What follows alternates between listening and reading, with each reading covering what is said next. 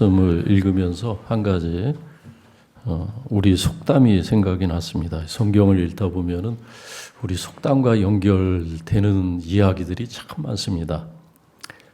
어떤 속담이냐면은 사람은 나면은 서울로 보내고 말은 나면은 어디로 보내라고 그랬습니까? 제주도로 보내라는 거예요. 사람은 나면 서울로 가야 된다는 거예요.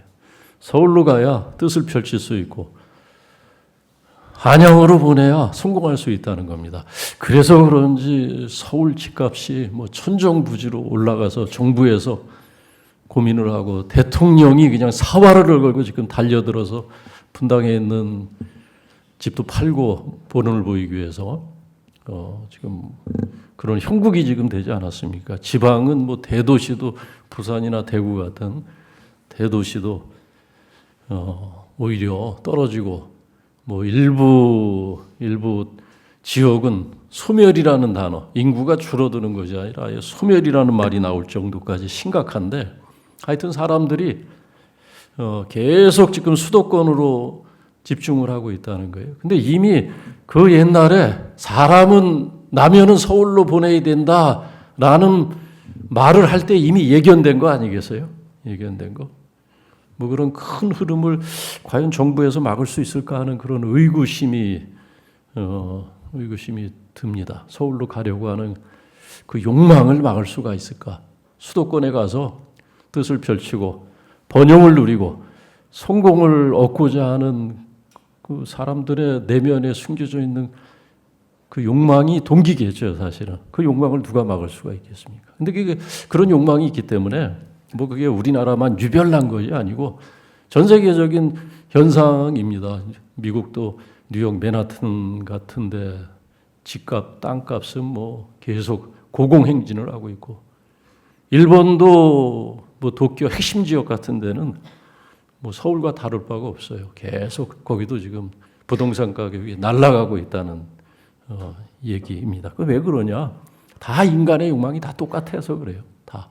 우리는 다 욕망에 충동질되고 자기 욕망을 쫓아가는 그 본능이 일본 사람이나 한국 사람이나 미국 사람이나 다 똑같기 때문에 다 똑같은 현상이 나타나는 것 아니겠습니까?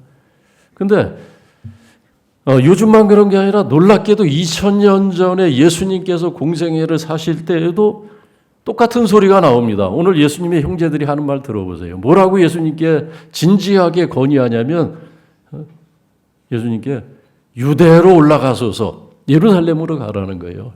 여기를 떠나 3절 말씀 보세요. 여기를 떠나 저 유대로 가라는 거예요. 유대로. 근데 여기가 어디예요? 1절에 나온 갈릴리. 예수님께서 갈릴리에 묻혀 계신 것이 너무나 안타까웠던 거예요. 예수님의 실력을 눈치챘던 예수님의 그 실력, 능력, 그것을 형제들도 알았어요. 보니까 이분이 우리와 다른 분이구나. 이 갈릴리에 묻혀 지내서는 안 될 분이다. 그래서 막 등을 떠미는 겁니다. 여기를 떠나라는 거예요. 여기서 시간 보내는 거 아깝다는 거예요. 더군다나 한 번 실패가 있었어요. 한 번 예수님께서 가버나움에서 한 번 빛을 발할 수 있는, 뜻을 펼칠 수 있는 그런 기회가 있었는데 웬일인지 예수님께서 그걸 그냥 다 날려버리신 겁니다. 이 형제들이 보기에는. 너무 속상하고 너무나 안타까웠던 거예요. 예수님이 잘 나가면 자기들도 손해볼 건 없잖아요. 덕을 보면 덕을 보았지. 그러니까 그 가버나움에서 그렇게 많은 사람들이 주님의 팬이 되어서 지지자가 되어서 그렇게 쫓아왔는데 그곳까지 배 타고 걸어서 수많은 사람들이 제자가 되겠다고 쫓아왔는데 예수님께서 다 돌려보내죠. 다 돌려보낸 게 아니라 스스로 갔죠. 근데 왜 갔습니까? 간 이유가 있었어요. 예수님께서 당신의 지지자들이나 다름없었던 그들이 왜 돌아갔냐면 첫째는 이제 예수님의 신분이 이렇게 요즘 속된 표현으로는 까발려진 거예요. 갈릴리 출신이라는 거. 설마 갈릴리 출신이라고는 생각하지 못한 겁니다. 저 시골 출신이라는 게 생각 못한 거예요. 적어도 장안 사대문 안에 있는 적어도 경기고는 아닐지라도 그래도 저 서울 장안에 있는 그런 데서 교육을 받은 기본은 하는 분이어야 되는데 갈릴리 출신이라는 거, 이게 이제 하나 제자들 그 모였던 사람들을 실망시킨 요인이었고, 또 하나는 예수님의 말씀이 문제가 됐어요. 예수님의 말씀을 받아들일 수 없는, 저들이 수용할 수 없는 말씀을 예수님께서 몇 가지 하셨는데, 첫 번째가 하나님을 아버지라고 한 것. 하나님을 아버지라. 있을 수가 없는 일이에요. 어떻게 그 거룩하신 하나님을 자기 아버지라 하느냐. 그래서 예수님께서 막 당신이 하늘로부터 오셨다는 거예요. 내가 생명의 떡이니, 내가 하늘로부터 온, 그냥 생명의 떡도 아니고 하늘로부터 오셨다는 거예요. 하늘로부터 온 생명의 떡이니 이것을 받아 먹는 자는 뭐라 그러셨어요? 영원히 죽지 아니하리라. 내가 하늘로부터 온 세상의 빛이니 나를 믿는 자는 어둠에 다니지 아니할 것이다. 그 아버지를 우리가 아는데, 그 아버지 요셉을 우리가 아는데 어찌 하늘로부터 왔다고 하느냐? 어찌 하나님을 자기의 친아버지라 하느냐? 이게 타협이 될 수 없는 그런 얘기, 그런 말씀을 주님께서 하신 겁니다. 그러니까 저들은 예수님을 지지하고 예수님과 함께하고자 했지만은 그냥 예수님의 능력, 예수님의 리더십, 뭔가 다른 사람에게 없는 그 예수님의 어떤 실력, 거기에 반한 거예요. 그 이상은 아니에요. 그 이상은. 그러니까 예수님께서 너희가 죽지 아니할 것이다. 믿는 자는 영생을 얻었고 죽어도 살리라. 이런 말씀이 이해가 안 됐어요. 그러니까 그런 말 하잖아요. 아니, 우리 조상 아브라함도 죽었고 선지자도 다 죽었거늘 어찌 영원히 산다 하느냐? 그런 얘기를 하거든요. 그러니까 주님을 쫓겠다는 나름대로 대단한 각오를 하고 수고를 마다하지 않고 주님 앞에 찾아 나왔고, 또 주님과 함께하고자 하는 열망과 열의는 있었지만은 자신들이 갖고 있는 신념과 이상은 딱 한계가 있었던 겁니다. 요만한 한계가 있었던 거예요. 근데 예수님 너무나 큰 걸 말씀하시는 거예요. 자신들이 상상할 수도 없는 큰 세계, 하나님의 나라. 니고데모가 큰 뜻을 품고 예수님께 뭔가 질문하러 왔는데, 뭐 그가 품고 있는 큰 뜻이라는 것을 누구나 다 눈치챌 수 있는, 알 수 있는, 제자들이 수시로 물었던 그것과 똑같은 거예요.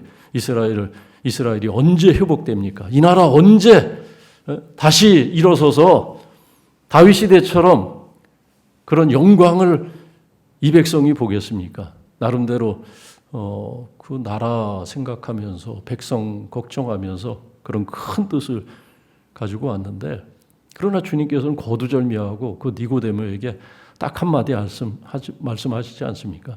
너부터 거듭나라는 거예요. 거듭나지 않으면 아무 소용이 없다. 거듭나지 아니하면 하나님의 나라가 임한들 그 하나님의 나라가 너와 무슨 상관이 있느냐는 게, 그 나라를 들어가기는커녕 뭐 구경조차 못할 것이다. 보지도 못할 것이다. 먼저 물과 성령으로 거듭나서 너부터 구원을 받으라는 겁니다. 기도할 때에도 제자들에게 가르치지 않습니까? 예수님께서 기도할 때에도 하나님의 나라와 그 의를 구하라. 이 세상에 번영과 풍요와 사람들이 생각하는 무엇을 먹을까, 무엇을 입을까, 좀 더 좋은 거 먹고 좋은 데서 자고 하는 거, 그런 것으로 씨름하면서 인생 낭비하지 말고 하나님의 나라 품고 영혼을 품고 살아갈 것을 말씀을 하셨는데, 사람들이 그 말을 이해가 못해서, 그러니까 이 사람들이 바라는 건 다 현세적인 거예요. 이 세상에서 잘 먹고 잘 사는 것과 관계가 되는 것이고, 이 세상에서 영광을 누리는 것과 관계된 것이고, 근데 예수님께서 자꾸 한 번도 생각하지 못했던, 꿈꾸지 못했던 하나님의 나라에 대해서, 천국이 너에게 가까이 왔다고 말씀하시고, 내가 하늘로부터 왔다고 말씀하시고, 그리고 영생에 대해서 말씀하시고, 죽지 아니하리라 말씀하시니까 그 말씀 믿어지지가 않으니까 다 떠났습니다. 가버나움에서 다 떠났어요. 한 번의 그 실패, 형제들은 그것을 실패로 여겼어요. 실패로, 예수님의 실패로. 근데 이제 다시 기회가 왔다는 겁니다. 초막절, 2절 말씀이니까 초막절인데, 초막절은 유대인의 모든 성인 남자들이 예루살렘에 모여서 지키는 3대 절기 가운데 하나입니다. 많은 사람들이 모이는 그런 때예요. 이때가 기회다. 이때 다시 주님께서 그곳에 가서 한번 오병이어의 기적과 같은 그런 또 하나의 기적을 보이면 가버나움에 왔던 사람들보다 더 많은 지지자들이 예수님의 능력과 실력을 알아보는 그런 사람들이 주님을, 이 예수님을 추종하지 않겠는가. 나름대로 예수님을 위한다고 생각하면서 예수님의 등을 떠미는 거예요. 자꾸 여기 있지 말고 저 예루살렘 유대로 가라고. 이곳에서 왜 묻혀 지내냐는 거예요. 시간 아깝게 인생 낭비하면서 이곳에 있지 말고 어서 서둘러 세상에 당신을 드러내소서, 자기를 드러내라고 지금 계속 그렇게 등을 떠밀듯이 주님께 말을 하고 있습니다. 그런데 이러한 형제들의 간청에 대해서 주님께서 하신 말씀은 뭐냐면 6절에서 내 때가 아니라고 말씀하십니다. 8절에서 또 같은 말씀을 하셨어요. 내 때가 아직 차지 못하였다. 지금 올라갈 때가 아니라는 거예요. 당신이 유대인들의 박해를 받아서 죽으실까 봐 이제 1절 말씀은 유대에 다니려 하지 아니하신 유대인들이 죽이려 함이로라 그랬는데 유대인들에게 죽임을 당하는 것을 두려워하신 것이 아니라 제때 하나님이 작정하신 때 죽지 않고 다른 때 고난을 당하신 것, 그것을 예수님께서는 원치를 않으셨다. 하나님의 때가 있다는 거예요. 그것이 주님의 때예요. 하나님의 때가 곧 당신의 때. 죽더라도 주님은 하나님이 정하신 때에 죽기로 작정하신 분이에요. 그때 십자가를 져야 될 때가 있으셨던 겁니다. 죽음을 두려운 것이 아니라 하나님이 정하신 때가 아닌 때에 고난을 받으시는 것, 그것을 원치를 않으셨다는 겁니다. 지금은 때가 아니다. 너희 때는 늘 준비되어 있다라고 말씀합니다. 그래서 예수님은 당신의 때와 이 예루살렘으로 올라가는 이 사람들, 형제들의 때를 구별을 하십니다. 여러분, 신앙이라는 것은 뭡니까? 우리가 올해 교회 주제어가 성숙인데, 여러분 주보에 나와 있는 것처럼 너희 성숙함을 나타내라. 모든 일에 전심전력하여 너희 성숙함을 사람들에게 나타내라라는 디모데 전서의 말씀을 올해 주제어로 우리가 받았는데, 성숙이라는 것이 도대체 뭐겠어요? 성숙이라는 것은 사실은 때와 관계, 때를 구별하는 것. 나의 때와 주님의 때를 구별하는 것. 내 때를 사는 것은 신앙이 아닙니다. 내 때를 사는 것은 어떤 거예요? 내가 가고 싶으면 가고, 내가 오고 싶으면 오고, 내가 먹고 싶은 건 먹고, 또 내가 마시고 싶은 거 있으면 마시고, 구분이 없는 거. 그건 내 때를 사는 거예요. 그냥 아무 때나. 뭐 때가 특별히 그러니까 너희 때는 항상 가능하다. 너희는 항상 올라갈 수 있는 거예요. 가고 싶을 때 가고, 또 내려올 때, 자고 싶을 때 자고, 일어나고 싶을 때 일어나고. 그러나 하나님의 때를 사는 사람은 때로는 기다려야 되고, 때로는 참아야 되고, 하고 싶은 말도 침묵해야 되고. 지금 여기 12절 말씀 보면 사람들이 또 수근수근해요. 예수님 말씀 듣고 나서 수근수근하는 사람들이 왜 이렇게 많은지 6장에서도 예수님께서 오죽하면 너희가 수근거리지 말라. 예수님께서 내가 하늘로부터 왔다 하니까 사람들이 그 아버지 요셉을 우리가 알고는 막 수근수근하지 않습니까? 뒤에서. 그러니까 예수님께서 너희가 수근수근하지 말라. 이번에도 또 수근수근해요. 수근수근. 근데 때를 아는 사람, 자기 때를 사는 사람은 하고 싶은 말 다 해요. 뭐 이 말이 덕이 되는지, 이 말이 무익한지 그것도 모르고, 이 말이 다른 사람에게 상처를 주는지 아닌지도 모르고 그냥 하고 싶은 말 다 하고 자기 감정에 충실하고 절제를 못해요. 절제를. 성숙이라는 것은 때를 아는 것과 관계가 된다. 제가 아는 한수 집사님 가운데 술을 너무나 좋아하시는 분이 있어요. 너무나. 우리 교회 얘기가 아니라 제가 특수전사령부 교회 목회를 할 때인데 술을 너무 좋아하세요. 안수 집사님인데 뭐 부대 회식에서 술 먹는 거야 그렇다 치더라도 교회에서 찬양대 회식을 하는데 혼자 책상 밑에 소주 몰래 냉장고에서 꺼내와서 자기 혼자 홀짝홀짝 마시네. 자기는 이 느끼한 고기를 먹을 때는 한 잔 들어가야 이게 소화가 된대요. 소화가. 이 교회 회식에서 소주 혼자 책상 식탁 밑에 몰래 감춰놓고 먹는 건 그건 아니잖아요. 그래서 그러지 말라고. 혼자만 얼굴이 빨개져서 나와요. 별로 보기도 안 좋고. 근데 이분이 언젠가 한번 연말 교회에서 이제 회식을 했는데 멀쩡한 거예요.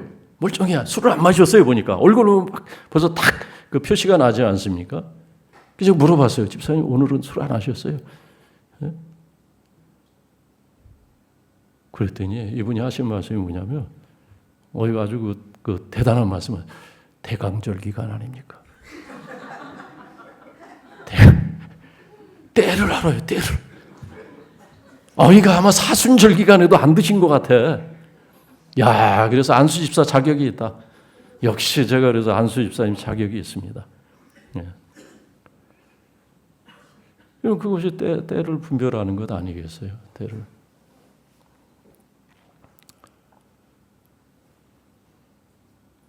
그러니까 우리가 주님이라고 하는 것은 뭐예요? 예수님을 주님이라고 부르는 것은 주님의 때에 맞춰서 내가 주님의 뜻에 맞춰서 하는 것이고, 그것을 찾는 것이고, 내가 그것을 다 맞춰 살지는 않지만 그래도 의식하는 것, 그래도 의식하고 내가 뭔가 나 자신을 성찰하면서 내가 하고 싶은 것을 조금이라도 부인하고 잘라내고 털어내고 절제하는 것, 그것이 주님의 때를 사는 사람이고, 내 때를 사는 사람은 구분이 없어요. 뭐 주일날도 바빠요.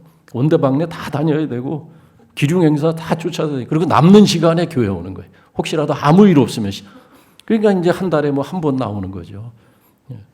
그런 분도 근데 나중에 보니까 또 말씀을 깨닫고 말씀을 받고 은혜를 받고 하면은 변화가 되더라고요. 그래서 그 다음에 이제 주의를 지키고, 여기 그런 분 몇 분 앉아 계세요. 제가 처음 올 때 한 달에 한 번 보기가 힘들었어요. 근데 보니까 요즘은 매주 나오세요. 저하고 지금 눈 마주친 분이에요, 그분이. 그게 주님의 때를 사시는 분들이에요. 그리고 이제 우리가 두 번째 생각할 것은 뭐냐면, 여러분, 이 형제들이 지금이 때라는 거예요. 지금이. 이 초막절, 유대로 가는 것이 지금이 아주 좋은 타이밍이라는 겁니다. 근데 어떤 타이밍입니까? 성공할 타이밍. 저들이 목적한 것을 얻을 수 있는 타이밍. 그 욕망을 이룰 수 있는 적기. 지금이 그 기회라는 거예요. 그래서 그 뜻을 이루려면은 이 갈릴리는 너무 좁은 세계라는 거예요. 갈릴리는 안 된다는 거예요. 대도시로 가라는 겁니다. 강남으로 가라는 거예요. 강남으로 가야 해도 큰 일을 하고 돈을 벌어도 크게 벌고 큰 문에서 놀라는 것입니다. 이 말은 상당히 상식적이고 옳은 말이기 때문에 할 말이 없어요. 반박할 말이 없어요. 사람은 나서 서울로 가야 된다. 한양으로 가야 된다. 여러분, 그 세상 상식 아닙니까? 그 상식이기 때문에, 또 옳은 말이기 때문에 반대를 할 말이 없고 반박을 할 말이 별로 없어요. 근데 주님은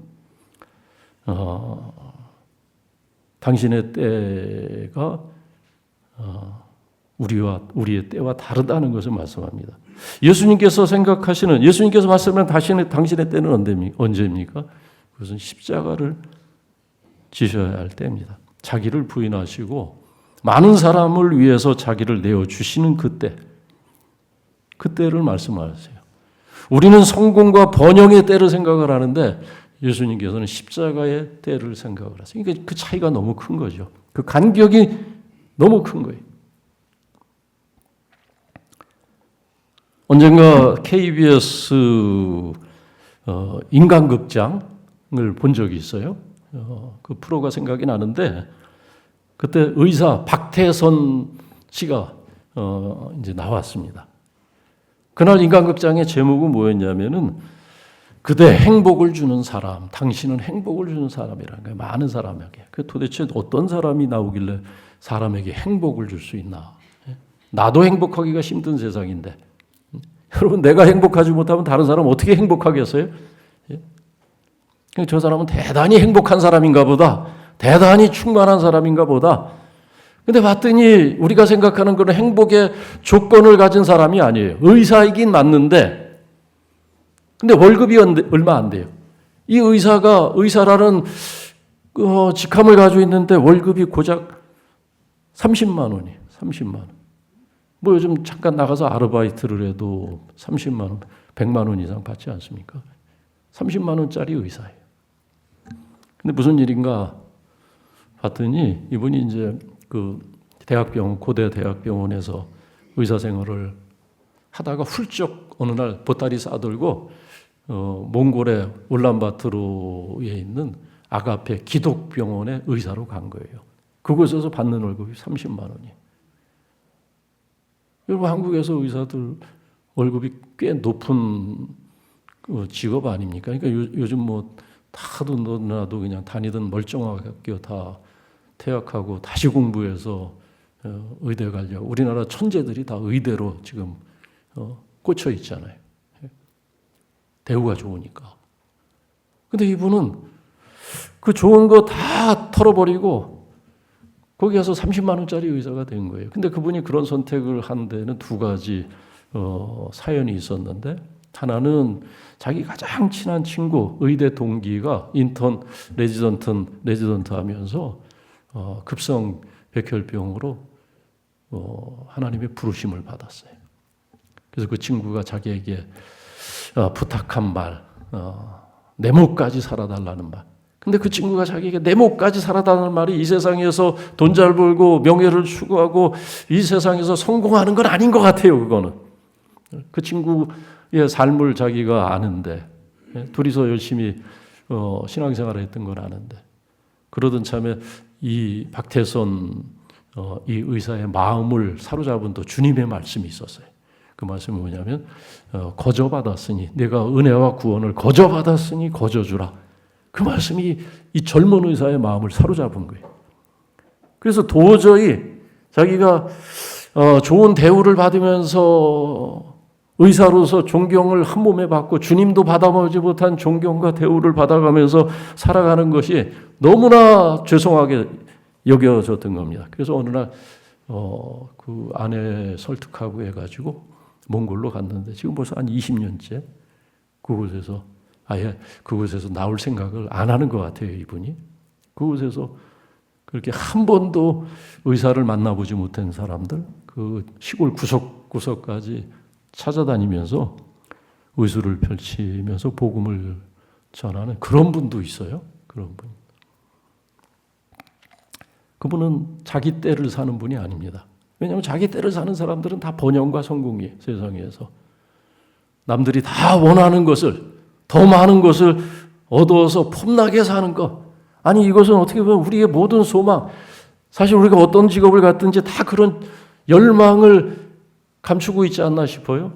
그러니까 이 형제들의 말에 우리가 동의하는 것은 다 그런 욕망이 우리 안에 또한 있기 때문에 그 말을 우리가 반박을 할 수 없는데, 그러나 그러한 가운데서도 자기 때를 부인하고 주님의 때에 시간을 맞춰서 살아가는 사람들이 있다는 것을 오늘 우리는 기억을 하고, 그러한 사람들 때문에 이 세상에서 우리는 우리가 살아가야 할 삶을 고민하게 되는 것입니다. 그리고 이제 또 세 번째 생각할 것은 뭐냐면, 5절 말씀 보니까는 그 형제들까지도 예수를 믿지 아니함이로라. 사도 요한은 이 점을 아주 신랄하게 비판하고 있어요. 어떻게 보면 형제들은 예수님을 위하는 것 같죠. 표면적으로는 예수님의 능력을 알아보는 것 같고, 예수님의 실력을 믿고, 그리고 예수님께서 어떤 큰 일을 할 수 있는 그 크기를 알아보고 믿는,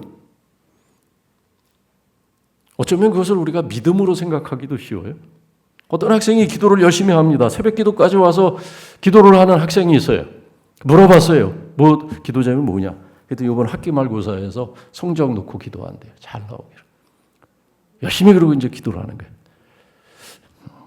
지금 생각하면은 차라리 그냥 그 시간에 기도하지 말고 새벽 기도 이렇게 어렵게 나지 말고 그 시간에 차라리 책을 들고 공부를 하지. 성적 때문에 기도할 거라면. 제 얘기예요, 제 얘기. 제가 고등학교 때 새벽 기도를 열심히 했어요. 근데 어느 날 담임 목사님 부르면서 왜 그렇게 기도하니 뭐냐. 그래서 제가 성적 놓고 기도한다고. 아유, 그 광우가 참아라. 그냥 저 새벽 기도 안 나와도 된다. 가서 공부, 학교 가면 졸지 않느냐. 너 학교 가면 또 졸았어요, 많이. 우리는 그걸 믿음이라고 생각하기 쉬워요. 주님의 능력으로 내 소원을 이룰 수 있다고 생각하는 것, 그거 믿음이라고 생각하기 쉬워요. 주님의 능력으로 우리가 아플 때 치유받을 수 있다고 생각하는 것, 그걸 믿음이라고 생각하기 쉬워요. 주님의 능력을 빌어서 내 꿈을 펼치고 내가 좋은 직장에 가고 내가 좋은 배우를 만나고 그래서 결혼 생활도 자가에서 시작하는 것, 내가 열심히 기도하고 은혜를 받아서 그걸 우리는 믿음 좋다고 생각하기가 쉬워요. 그러면 그것을 믿음이라고 생각하면 이 형제들이 예수를 믿었다 그래야 돼요. 근데 오늘 사도 요한은 그건 예수를 믿지 않은 것이다. 예수님을 통해서 세상의 영광을 보려고 하는 것, 예수님을 통해서 자신들이 한 번도 누려보지 못했던 그런 절정에 한번 가보고자 하는 열망, 그것은 믿음이 아니라고 오늘 고발을 합니다. 그래서 오늘 5절 말씀은, 이 5절 말씀에서 우리는 우리 자신을 한번 진단해 봐야 돼. 내가 정말 예수를 믿는가? 여러분, 예수님 앞에 그렇게 수많은 사람들이 가버나움에 모여왔는데 그들이 왜 떠났습니까? 믿지 않았기 때문에 떠났어요. 믿지 않았기. 근데 그들은 믿는다고 생각했어요. 처음에는. 다 믿는다고. 그러니까 그 수고를 하고 거기까지 온 거죠. 근데 사실은 믿지 않았어요. 뭘 믿지 않았습니까? 영생을 믿지 않았어요. 첫째. 영생. 그러니까 예수님께서 죽지 아니라 하리라 그 말씀하시니까는 아니 다 죽었는데 아브라함도 죽고 선지자들도 다 죽었는데 사람이 어찌 죽지 아니한다 하냐. 그러니까 믿는 것 같은데 영생을 안 믿어요. 영생을. 그게 무슨 믿음입니까? 지금 형제들이 왜 사도 요한은 이들이 믿지 않는 사람들이라고 고발을 합니까? 아니 오늘 어쩌면은 우리를 향해서 너희는 믿는 사람들이 아니다 그럴지 몰라요. 우리가 기도하고 있는데도 열심히 기도하고 있는데 열심히 우리가 예배하고 있는데도 열심히 우리가 헌금하고 있는데도 너희는 믿는 것이 아니라 예수님의 이름 빌어서 너희들의 뜻을 이루려고 하지 않느냐. 영원한 것을 만일 우리의 소망이 영원한 것과 관계가 없다면 그건 다 우리 믿음 없는 거예요. 그냥 예수님의 이름 빌어서 내 뜻을 이루고자 하는 그냥 또 다른 욕심이죠. 그냥 수단이 다른 거예요. 세상 사람들도 자기 욕심을 이루고자 하고 우리는 좀 더 뭔가 좀 다른 고상한 신앙이라는 이름을 빌어서 내 뜻을 이루려고 하는 그 차이지 사실은 믿음이 아니에요. 아니 제 얘기가 아니라 지금 사도 요한, 하나님이 이 사도 요한의 입을 통해서 우리가 우리 자신의 믿음에 대해서 생각하라는 것입니다. 영생을 믿지 않고 하나님의 나라를 믿지 않았어요. 그러니까 예수님께서 하나님의 나라에 대해서 얘기하고 하니까 다 떠났던 거 아닙니까? 다른 거예요. 그러니까. 자신들이 바라는 세계, 자신들이 바라는 소망이 틀렸던 겁니다. 오늘 예수님은 우리가 너희가 믿느냐 말씀하세요. 나는 부활이요 생명이니 너희가 믿느냐. 믿는 자인지 정말 진단해 보라고 계속해서 말씀하세요. 사람들에게도 주님께서 6장에서 우리가 지난 한 달 동안 읽었던 6장에서 계속해서 믿음에 대해서 말씀합니다. 믿는 자는 영생을 얻었고 너희가 믿지 아니함이라 말씀하죠. 오늘 영생을 믿지 않으면 영원한 생명을 믿지 않으면 믿는 것이 아니다. 하나님의 나라를 믿지 않으면 믿는 것이 아니다. 라는 것을 기억하면서 주님께서 하신 말씀 다시 마음에 새기기를 바랍니다. 너희를 미워하지 않아 나를 미워하나니. 세상이 너희를 미워하지 않는다는 거예요. 왜 미워하지 않겠어요? 똑같이 사니까. 아니, 신앙이 있는데 똑같이 살아요. 이거 미워할 리가 없죠. 적이 아니에요. 다 같은 길을 가는데 뭘 미워할 리가 뭐가 있겠습니까? 달라야 미워하는데 세상 사람들이 보기에 뭐 교회 다니는 사람들도 뭐 똑같은데 뭐 다 그냥 더 갖기 위해서 아둥바둥하고 다 똑같은 희망을 갖고 살아가는데 그러니까 미워할 리가 없죠. 믿는데 미워하잖아요. 그건 믿는 것이 아니죠. 사실은. 오늘 눈에 보이는 것만 믿는 세상 속에서 또 많이 가는 것이 많이 갖고 많이 누리는 것이 성공이라고 생각하는 세상에서 우리는 믿는다고 하면 우리 하나님을 믿는다면 어떤 것이겠어요? 그것을 부인하는 거예요. 많이 가져도 행복할 수 있고 불행할 수 있고 적게 가져도 행복할 수 있고 불행할 수 있고 기준이 그것이 아니다는 것. 오늘 말씀 기억하면서 영혼을 품고 모든 것이 사라지고 모든 것이 끝나는 세상 속에서 영원한 것을 품고 하나님의 나라를 품고 살라고 말씀합니다. 그것이 믿음이라고 말씀합니다. 기도하겠습니다.